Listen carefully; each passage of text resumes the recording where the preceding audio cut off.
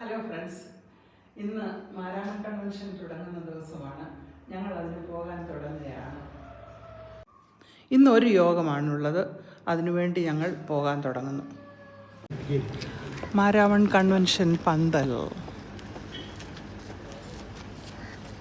സത്യത്തിന്റെ പാതയിൽ സ്നേഹത്തിൻ കൊടിയുമാണ് സാക്ഷികൾ.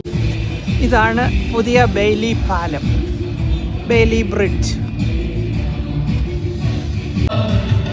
പമ്പയാർ സൈഡ് വഴി ഒഴുകുന്നു. റിവർ പമ്പ.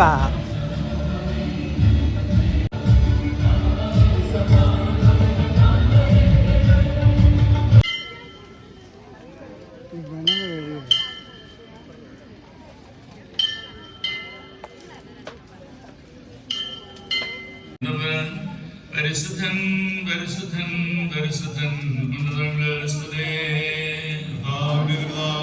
പരിപാലിക്കുന്നതിനും വാഴ്ത്തപ്പെട്ടവനാകുന്നു. പരിശുദ്ധനാകുന്നു പരിശുദ്ധനാകുന്നു.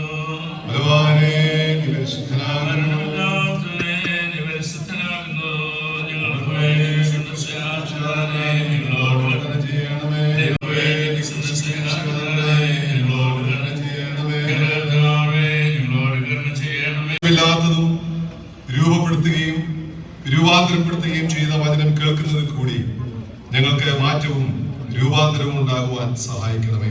സഭയുടെ പരമാധ്യക്ഷൻ